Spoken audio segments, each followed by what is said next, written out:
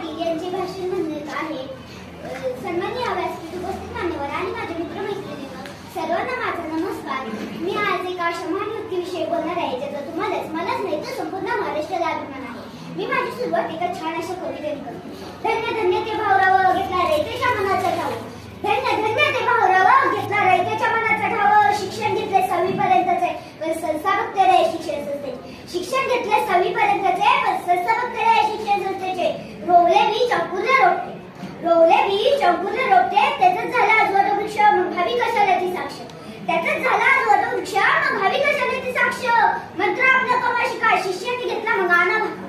मंत्र आपला कमा शिका शिष्याने घेतला मग आना भाका. एक एक रत्न तो घडीला, एक एक रत्न तो घडविला.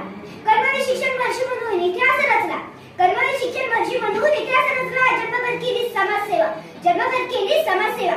झोपडी झोपडीत पेटला ज्ञानाचा दिवा, झोपडी झोपडीत पेटला ज्ञानाचा दिवा. केली बाळ पदवी रयतेने कमवी, केली बाळ पदवी रयतेने कमवी. खरंच भाऊराव तुम्ही ज्ञानगंगेत पोहायला शिकवणारे महावीर. खरंच भाऊराव तुम्ही ज्ञानगंगेत पोहायला शिकवणारे महावीर. रयतेमधून नव्या युगाचा माणूस आता घडतो आहे.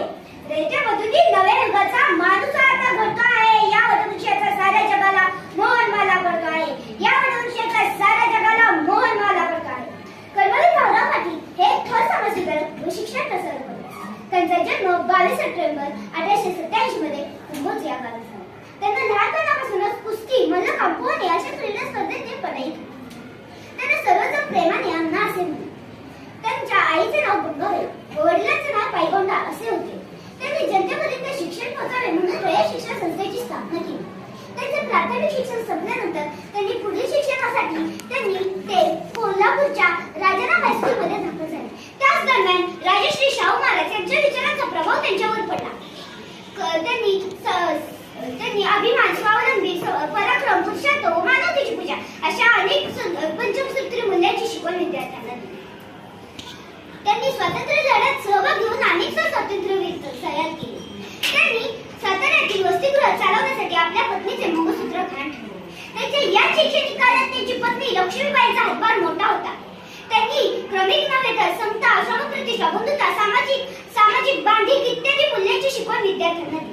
तर भारत सरकारने त्यांना पद्मभूषण हा पुरस्कार देऊन सन्मानित केले. त्यांचं दुर्दैवाने 9 मे 1959 रोजी निधन झाले. जाता जाता एवढंच बोलले, तोडून जातीपातीची बंधने दिला जगण्याचा आधार. तोडून जातीपातीची बंधने दिला जगण्याचा आधार. स्थापन राय शिक्षण संस्था केला बहुजनांचा उद्धार. स्थापन राय शिक्षण संस्था केला बहुजनांचा उद्धार. कर्मवीर शिक्षण महर्षींना वंदन करून